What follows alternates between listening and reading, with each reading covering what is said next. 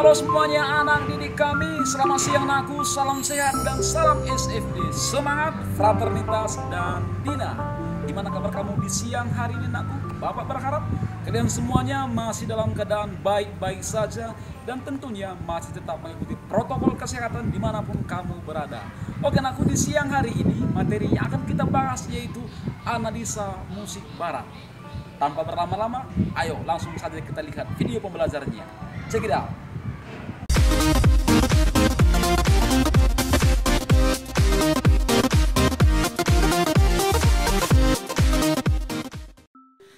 Halo semuanya anak didik kami, kita bertemu kembali dalam video pembelajaran seni budaya untuk kamu kelas 12 seluruhnya. Nah anakku, di siang hari ini materi yang akan kita bahas yaitu analisis musik barat. Nah seperti biasa untuk mengawali video pembelajaran kita, yang pertama kita bahas adalah tujuan materinya. Nah diharapkan aku dengan mempelajari materi ini nanti kamu mampu mendefinisikan makna, simbol, dan nilai estetik dalam musik. Nah, yang kedua, kamu diharapkan juga bisa membedakan nilai estetik dalam musik. Dan yang terakhir, nakku, sesuai dengan judul kita pada siang hari ini, kamu mampu menganalisa makna, simbol, dan nilai estetik musik dalam sebuah komposisi. Oke, kita lihat, nakku. Hal yang pertama kita bahas adalah makna proses kreasi. Apa itu kreasi nakku? Nah kita lihat. Kreasi merupakan kegiatan yang bermuara pada lahirnya seni, di mana proses kreasi bertujuan untuk menghadirkan sesuatu dari yang tidak ada menjadi ada. Artinya terjadi di situ sebuah penciptaan nakku. Oke, nah karya musik hadir karena adanya kreativitas dari hasil penciptaan seseorang serta dapat berasal dari pengungkapan gagasan dari proses kreatif yang terinspirasi dan tercipta dari fenomena-fenomena kehidupan manusia ataupun kehidupan manusia dengan alamnya. Itu ya. Nah, salah satu teori tradisional yang sampai sekarang banyak dikutip ialah teori Wallace yang dikemukakan dalam buku The Art of Talk yang mengatakan bahwasanya nakku ada empat tahap dalam proses kreatif. Terjadinya proses kreatif. Apa itu? Yang pertama adalah persiapan. Nah, yang kedua adalah inkubasi. Dan yang ketiga iluminatif, dan yang terakhir verifikatif. Nah, mari kita bahas satu persatu nakku. Yang pertama adalah tahap persiapan. Nah, pada tahap pertama ini, tahap persiapan ini, seseorang itu mempersiapkan diri untuk memecahkan masalah. Ya, mungkin dengan cara belajar, mencari jawaban, bertanya kepada orang lain, mencari inspirasi, mencari kejadian-kejadian. Nah, itu tahap yang pertama, tahap persiapan. Nah, tahap yang kedua nakku yaitu inkubasi. Apa artinya inkubasi? Mari kita lihat. Inkubasi. Pada tahap kedua atau inkubasi ini, kegiatan mencari dan menghimpun data atau informasi tidak dilanjutkan. Nah, ingat aku, tidak dilanjutkan. Nah, di tahap ini tahap di mana individu seakan-akan melepaskan diri untuk sementara dari masalah tersebut. Dalam arti bahwa ia tidak memikirkan masalahnya secara sadar, tetapi menggeramnya dalam alam prasadarnya, dalam alam bawah sadarnya. Ya. Tahap ini penting, kenapa nakku? Karena artinya dalam proses timbulnya inspirasi yang merupakan titik mula dari sebuah penemuan, itu berasal dari alam bawah sadar kita. Nah itu. Jadi tahap inkubasi ini kita harus bisa melepaskan semua dengan bebas dan menggeraknya. Dan kita coba pemikiran alam bawah sadar kita yang mengevaluasi, memproses semua kejadian-kejadian sehingga terjadilah sebuah inspirasi yang baru. Oke. Nah, setelah tahap inkubasi tadi, yang ketiga adalah tahap iluminatif. atau iluminasi. Ini seperti menghayal. Nah, pada tahap ini timbul insight atau aha erlebnis. Nah, saat timbulnya inspirasi atau gangguan baru beserta proses-proses psikologi yang menggali dan mengikuti munculnya inspirasi atau gagasan baru. Jadi di tahap iluminatif ini kita beriluminasi, berimajinasi. Ya, itu. Pemikiran kita berhayal. Nah, setelah tahap iluminatif, kita lanjut ke tahap berikutnya, itu tahap verifikatif. Nah, artinya yang sudah kita pikirkan tadi mulai dari alam bawah sadar kita dan kita menghayal, terjadilah verifikasi atau evaluasi. Adalah pada tahap ini di mana ide atau gagasan atau kreasi baru tersebut harus diuji terhadap realitas. Nah, di sini diperlukan pemikiran yang kritis dan konvergen. Nah, dengan perkataan lain, proses divergensi atau pemikiran kreatif harus diikuti oleh proses konvergensi atau pemikiran kritis. Nah, yang sudah tadi hasil pemikiran kreatif tadi, kita evaluasi lagi, kita verifikasi lagi dengan pemikiran yang lebih kritis. Nah, itu keempat tahap yang perlu diperhatikan dalam memunculkan ide atau inspirasi atau gagasannya. Nah, sekarang kita lihat itu analisis makna musik kreasi. Apa maksudnya ini? Mari kita lihat Nah, analisis musik tidak berarti menjelaskan komposisi karya seseorang. Tidak menjelaskan komposisi. Jadi apa? Nah, akan tetapi analisis musik lebih cenderung ke prinsip-prinsip universal atau setidaknya mencari rumusan-rumusan konsep. Tahu konsep? Nah, konsep menyeluruh untuk menjelaskan makna, gramatika, dan mekanisme sebuah karya musik serta menemukan nilai keindahan dari sebuah musik tersebut. Jadi bukan hanya membahas itu kurang mantap, kurang seperti ini akornya, enggak Jadi lebih dalam lagi, artinya menganalisa ini maknanya lebih dalam. Kita sampai harus bisa menjelaskan makna dari musik tersebut, menjelaskan gramatika, menjelaskan mekanisme karya musik itu, serta menemukan nilai keindahannya ada dalam musik tersebut. Nah, ada katanya beberapa cara yang bisa dilakukan untuk melakukan pendekatan dalam kajian bidang analisis musik. Nah, ini diambil dari Dietermark 2001 halaman 100 sampai 103 ya. Nah, cara-cara itu apa aja Pak? Mari kita lihat. Yang pertama adalah adanya budaya musik yang hampir tidak memiliki suatu kesadaran yang kognitif. Nah, kognitif atau kesadaran yang hasil dari pemikiran ya, hasil dari analisa tentang aspek-aspek dalam dan luar musiknya sendiri.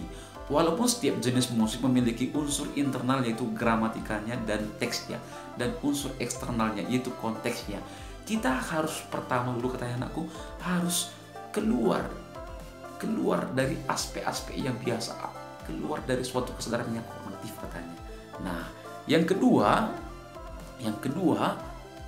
kecenderungan yang sama bias ditemukan adanya perubahan fundamental ketika memulai menjelaskan musik berdasarkan logika rasional dan melalui yang dikatakan aturan-aturan alamiah dalam bidang ilmu musikologi. Nah, teori musik terkait dengan studi komposisi yang dipandang sebagai disiplin ilmu dengan nilai akademis yang sejajar dengan musikologi atau etnomusikologi. Studi ini sebagai disiplin akademis dengan tuntutan keilmiahan. Nah, harus dihubungkan dengan teori musik maupun itu disiplin musikologi, yaitu konsep musik barat, atau etnomusikologi. Etnomusikologi artinya musik-musik tradisional bangsa-bangsa. Nah, harus dihubungkan dengan konsep tersebut, teori-teori musik tersebut. Nah, karena itu merupakan tuntutan dari keilmiahan dan kedisiplinan ilmu akademis dalam bidang musik. Nah, yang berikutnya kecenderungan diwarnai dengan kesalahpahaman tentang keuniversalan struktur-struktur dalam musik sebagai pola dasar ideologi. Nah, Sebagai langkah selanjutnya aku untuk melakukan analisis musik ini, jadi selain dari 4 hal yang tadi yang sudah kita pelajari tadi, ada lagi aku, yaitu perlu adanya pengenalan secara dalam terhadap tanda-tanda musik, aspek dan unsur-unsur musikal. Nah, ini sebenarnya kemarin kamu sudah belajar unsur-unsur musikal, aspek-aspek musik dan tanda-tanda simbol-simbol musik di kelas 11, yaitu ketika kamu mempelajari konsep musik barat. Nah, di situ kita pelajari kemarin secara detail bagaimana itu unsur-unsur musik, aspek-aspeknya, fungsi dan tujuannya apa, manfaatnya apa, dan tanda simbol-simbol dari musik tersebut. Ya, masih ingat kan? Kalau kamu punya catatan aku, coba kamu buka-buka nanti itu. Nah, untuk persiapan menganalisa musik ini, oke? Nah, sekarang kita lihat sedikit tentang simbol musik barat. Nah, Bapak bawa ke sini agar kamu bisa mengingat kembali, review kembali apa yang sudah kita pelajari kemarin di waktu kelas 11 tentang konsep musik barat. Tapi ini enggak secara mendetail lagi ya. Kita hanya ambil bagian gambarnya saja. Nah, seni musik merupakan simbolisasi pencitraan dari unsur-unsur musik dengan substansi dasarnya suara dan nada atau notasi. Beda nada, beda suara, dan beda notasi. Notasi itu adalah gambaran dari sebuah musik. Nah, notasi sebagai salah satu elemen musik merupakan simbol musik utama yang berupa nada-nada. Nah, melalui notasi itu kita dapat menunjukkan secara tepat tinggi rendahnya nada. Kita dapat menunjukkan secara tepat bagaimana sebuah komposisi musik. Atau juga kita bisa menotasikan musik agar orang lain bisa paham dengan musik apa yang sudah kita buat. Nah, itu dia namanya. Nada dituliskan dengan simbol-simbol musik itu dinamakan dengan not. Ini kamu sudah tahu ya. Nah,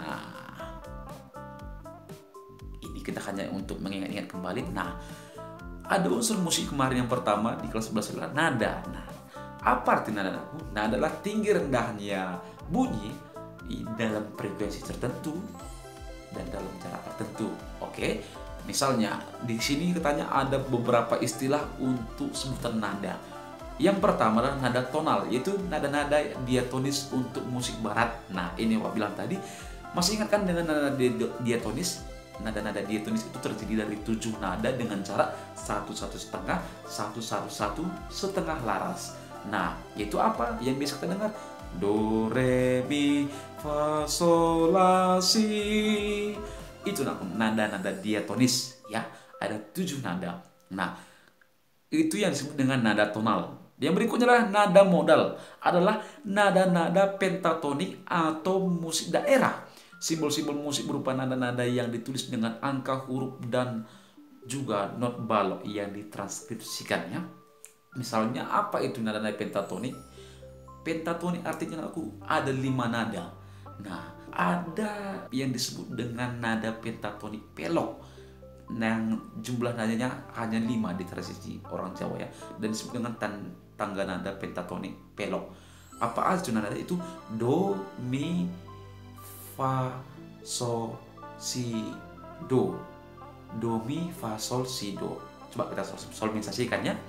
Do, mi, fa, sol, si, do, si, sol, fa, mi, do, mi. Nah, itu ya, pentatonik pelok. Nah, itu yang disebut dengan nada modal. Oke, kita lanjut ya. Ada juga pola irama. Pola irama adalah bentuk susunan tertentu panjang pendek bunyi dan diam. Misalnya pada pola irama gendang karo. Masih ingat kan pola irama gendang karo? Nah, di pola irama gendang karo untuk dasarnya sangat sederhana, yaitu gong, tang, ce, tang, ce, tang, tang, ce, gong, tang, tang, ce, ce, tang, tang, ce, gong, tang, ce. Nah, itu pola iramanya pola ritmenya, pola ritmenya. Oke, nah kita lihat lagi melodi. Melodi adalah susunan rangkaian nada bunyi dengan getaran teratur yang terdengar berurutan serta berirama. Artinya melodi itu sudah mempunyai irama ya, dan mengungkapkan suatu gagasan. Selanjutnya adalah bentuk dan struktur lagu. Nah, Dasar pembentukan lagu ini mencakup pengulangan satu bagian atau sering disebut dengan repetisi. Nah, pengulangan dengan macam-macam perubahan atau variasi sekuen atau penambahan bagian baru yang berlawanan atau bervariasi atau berlainan ya, atau kontras. Nah, dengan selalu memperhatikan keseimbangan antara pengulangan dan perubahannya. Biasanya anakku, untuk sebuah lagu, struktur lagu yang melakukan pengulangan itu adalah bagian yang ingin ditegaskan maknanya, bagian yang ingin disampaikan maknanya, sehingga itu bisa sampai kepada masyarakat, kepada para pendengar, karena kita buat pengulangannya. Dalam lagu itu biasanya yang mendapat pengulangan adalah inti dari sebuah lagu, tema lagunya. Oke, nah kita lihat lagi. Nah, yang terakhir aku adalah ekspresi. Nah, elemen ekspresi ini dari unsur-unsur dalam musik dikatakan zaman dulu ada beberapa, itu tempo, dinamik, timbre, frase, karakter, suara, gaya, modulasi, dan transposisi. Tempo yaitu cepat lembatnya sebuah lagu, dinamik itu keras lembutnya, timbre warna, frase ya karakter, suara, gaya gimana gaya, modulasi perpindahan dari beda nada dasar, dan transposisi. Nah, untuk nilai estetik dari musik, kamu bisa menemukan nilai estetik musik itu dari keindahan melodinya, ritmenya, aransemennya, bahkan bisa dihubungkan dengan sastra di mana komposisi lirik lagu, komposisi arti dan makna lagu itu juga merupakan bagian dari nilai estetik dari sebuah musik ya. Jadi dalam sebuah musik kita bisa banyak melihat nilai-nilai keindahan, baik dari segi ritme, keindahan akord, keindahan melodi, dan masih banyak. Oke, itu dia untuk nilai estetik ya. Nah anakku, di siang hari ini Bapak akan beri kamu tugas seperti biasa ya. Nah, tugas kamu hari ini sangat-sangat sederhana, yaitu memberikan pendapat ya. Dari materi yang sudah kita bahas tadi, nah, simpulkanlah anakku pemahaman kamu tentang apa yang dimaksud dengan analisis musik. Nah, coba kamu kasih pemahaman kamu dengan kata-katamu sendiri, apa yang dimaksud sebenarnya dengan analisis musik barat, sesuai dengan yang sudah kita pelajari tadi dalam video pembelajaran ini. Oke anakku, sekian dulu materi kita di siang hari ini. Jangan lupa kerjakan tugas kamu dan kumpulkan di Google Classroom seperti biasa. Ingat anakku, jangan menunda-menunda pekerjaannya, karena itu nanti bisa membuat ribet dirimu sendiri ya. Oke, tetap jaga kesehatanmu, tetap semangat, salam sehat, sampai jumpa di minggu depan dengan pembelajaran yang baru. Salam SFD.